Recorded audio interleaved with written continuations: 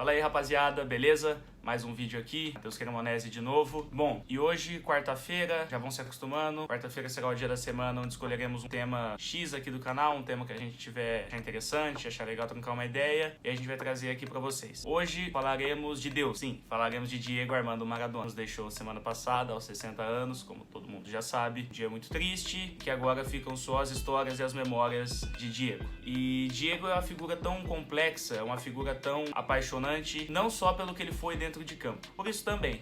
Mas isso é só um dos fatores, né, que fazem Diego ser tão grande. A gente viu na última semana, a comoção foi o mundo, principalmente o mundo do futebol, é claro. E a gente viu o que virou a Argentina, o que virou Nápoles, o que virou aquela região da Itália. Que ali a gente pôde entender de fato, nós que somos brasileiros, né, que não temos talvez a real dimensão, ou não tínhamos a real dimensão do tamanho e da importância de Diego. Acho que agora ficou algo mais do que claro. De fato, Diego era Deus. E a gente viu no velório dele imagens tristes, mas imagens muito bonitas, né? Aquela imagem que viralizou na internet dos torcedores do River e do Boca se abraçando em prantos, assim, um tentando consolar o outro. Foi realmente muito bonito, muito tocante aquela imagem. E bom, pra gente entender Maradona, pra gente tentar entender o que foi Diego, a gente precisa sair do campo. Porque Diego não foi apenas um dos maiores de todos os tempos, pra não dizer o melhor jogador de todos os tempos, né? O melhor da história. Ele foi um personagem, ele foi uma figura extremamente complexa, uma figura extremamente controversa, apaixonante, polêmico, enfim. E é justamente isso que tornou ele quem ele é. Porque quando a gente fala de Deus, né, imagina Deus, imaginamos uma criatura perfeita, sem defeitos, algo messiânico, enfim, algo de fato inalcançável, né, algo que nós, meros mortais, não conseguiríamos nem ao menos se enxergar ali, se comparar, ou tentar ter o mínimo de empatia. Com o Diego era justamente o contrário. Diego era um Deus falível, né, um Deus homem, um Deus humano, porque fora suas conquistas dentro de campo e todo o seu talento individual, fora dele, Diego era apenas Diego. Era apenas mais um cidadão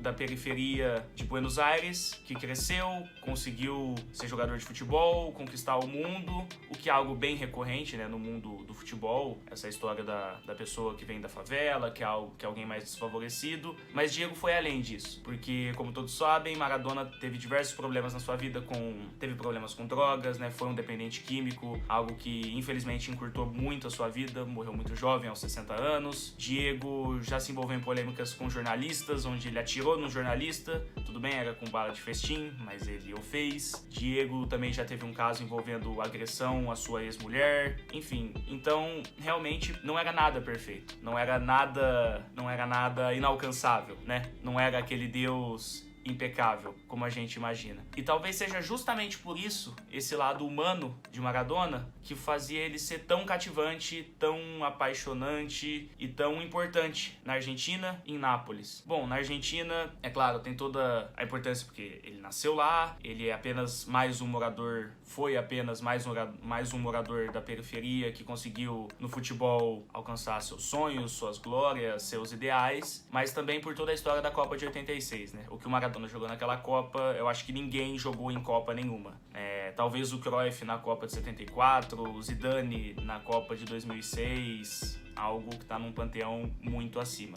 Mas aquela Copa eu acho que o que Diego jogou, talvez só Garrincha em 62, enfim, são pouquíssimos casos. Como aquele título foi conquistado foi muito emblemático, foi muito importante. Porque 4 anos antes, em 82, houve a Guerra das Malvinas, Argentina contra Inglaterra, e como todos sabem, a Argentina perdeu essa guerra, e o que custou muito a honra, o sentimento do povo argentino ficou muito ferido, eles saíram de lá derrotados, abalados, quase o dobro do número de mortes em relação aos soldados ingleses, e isso era algo que estava entalado ali no povo argentino. E quis o destino, quis Deus, que se cruzassem nas quartas de final da Copa do Mundo, Argentina e Inglaterra. 4 anos depois, aquilo ainda estava entalado, uma Copa no México, aqui na América, e foi o que Diego fez, né? Foi aquele 2-1 histórico com o gol de mão, a mão de Deus, o primeiro gol para abrir o placar, e o segundo gol é simplesmente o gol mais bonito da história das Copas do Mundo. Ele pega a bola do meio campo, dribla 5 ou 6 adversários da Inglaterra, incluindo o goleiro, e faz um gol que numa Copa do Mundo, naquela circunstância, somente Maradona para fazer algo daquilo. Talvez nem Messi, nem Pelé, nem ninguém faria aquilo. E aí o jeito que a Argentina elimina os seus carrascos fora do campo, aquilo foi mais do que um jogo, aquilo foi uma vingança. Aquilo foi algo que devolveu o orgulho pro povo argentino, que devolveu a paixão, as cores da bandeira, enfim, foi algo muito maior do que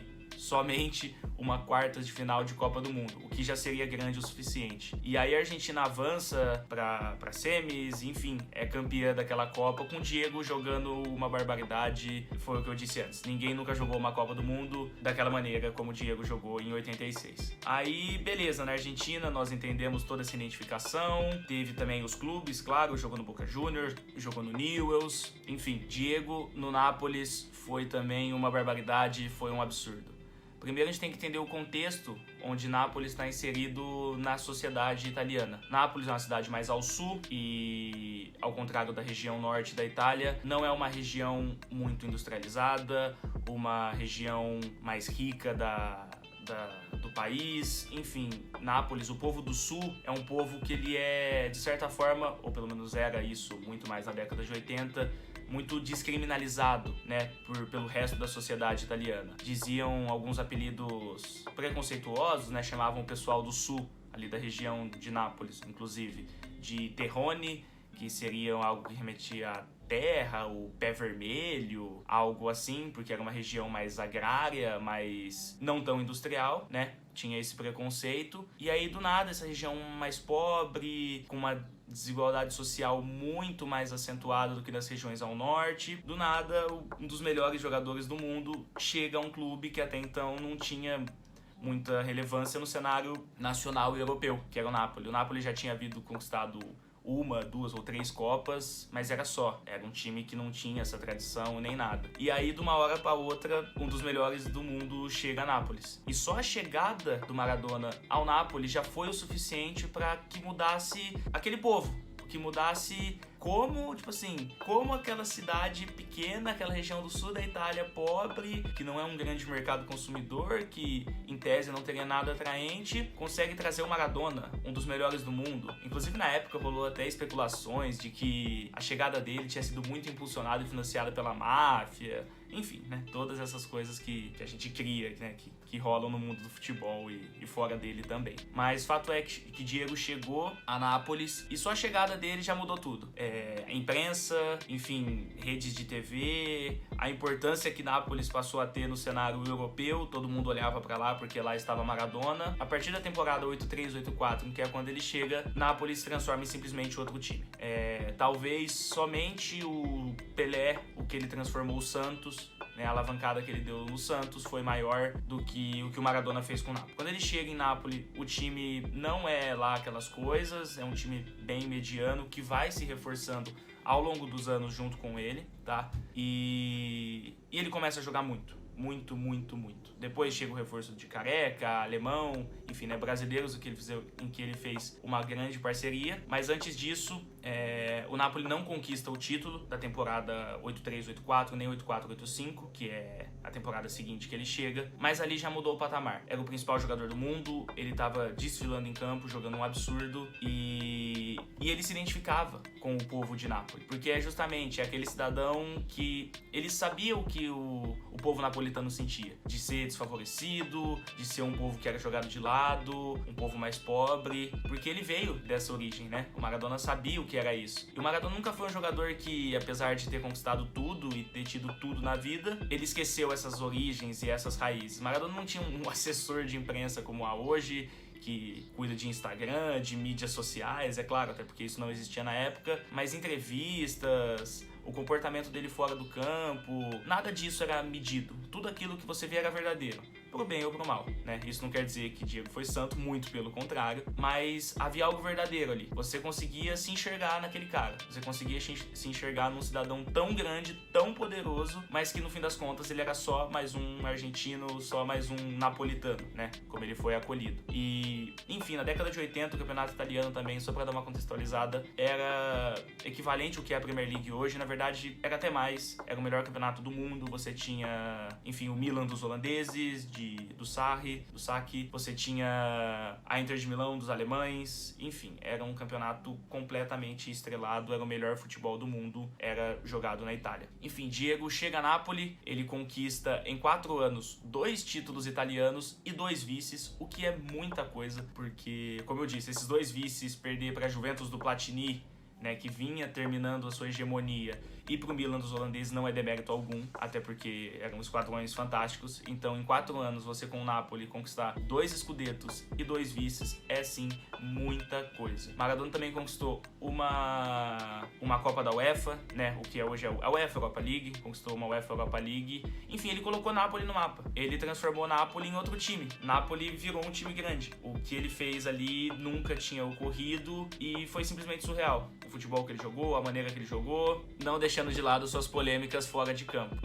Maradona chega a Nápoles como um herói e lá, infelizmente, ele saiu como vilão, de certa forma. Uma saída muito conturbada, porque lá ele teve problemas mais assintosos com a droga, com a cocaína, principalmente quando ele começou a se envolver com membros da máfia napolitana. Mas, enfim, isso faz parte do personagem. O vídeo é pra dizer não a trajetória do jogador do Maradona e fazer, enfim, um review do que foi sua carreira e analisar tática, gols e conquistas dentro do campo. O vídeo é simplesmente pra dizer que o lado humano de Diego é o que o torna tão grande. A identificação que ele deu a um povo desesperançoso na Argentina quando havia sido derrotado na guerra, um povo sem esperança, um povo que procurava o seu Pelé, o seu salvador. A honra que ele deu àquele povo foi algo surreal. O que ele fez, a mesma coisa em Nápoles, né? Um argentino que vai para o sul da Itália e, enfim, vira rei, vira Deus lá novamente, porque isso de fato não é pra qualquer um, não é pra qualquer jogador que seria, por exemplo, um Messi, um Cristiano, um Pelé, que são jogadores que a gente vê que é sempre cercado por media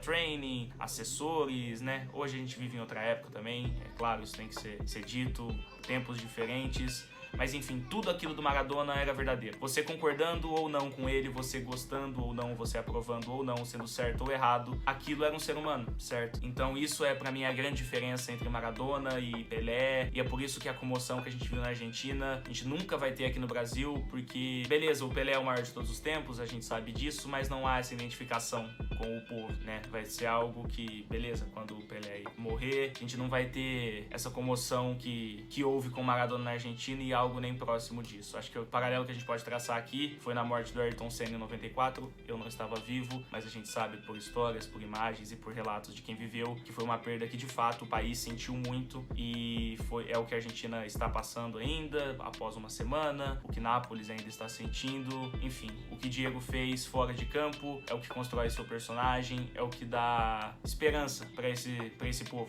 pro povo napolitano e pro povo argentino, né? Há uma frase da igreja maradoniana que sim, ele é de fato cultuado como um deus por algumas pessoas. Há uma frase que ela é muito interessante, que o povo argentino diz que não interessa o que Diego fez ou faz com a vida dele, fora do campo ou a vida pessoal dele. O que interessa é o que Diego fez na nossa vida. O que interessa é o impacto que ele teve na vida do povo argentino, a alegria que ele me deu, o prazer que ele me deu, o orgulho e tudo que ele representa pra mim. O que ele faz na vida pessoal dele não me diz respeito. O que importa é o que ele fez com a minha vida. Eu acho que isso de fato é muito marcante. O mundo do futebol e o mundo perde um grande personagem que também sempre teve suas opiniões políticas muito fortes, né? Tinha um Che Guevara tatuado, tinha a figura de Fidel tatuada, demonstrou apoio ao ex-presidente Lula quando ele foi preso, a ex-presidente Dilma quando ela foi impeachmentada, um cara que também nunca se opôs opôs, né? Nunca fugiu de expressar sua opinião política, muito pelo contrário. E você concordando ou não com ele, você sendo de esquerda, de direita, de qualquer coisa, é louvável que um cara desse tamanho ainda se posicione, que um cara desse tamanho ainda represente alguma coisa, porque no mundo do futebol hoje isso é muito, muito raro, num mundo cada vez mais pautado por Instagram, assessores, enfim, mídia, e que tudo seja minimamente calculado e pensado, cada foto, cada post, cada entrevista. A gente ter um cara desse autêntico, acho que só melhora tudo. Enfim, essa foi nossa singela homenagem a Diego, que vai em paz e que seu legado será eternamente lembrado por nós, por mundo do futebol e por todo um povo argentino, italiano e seja lá ele qual for. Beleza? Valeu, pessoal, esse foi mais um vídeo. Se gostou, deixa um like, se não gostou, deixa um dislike, se inscreve aqui.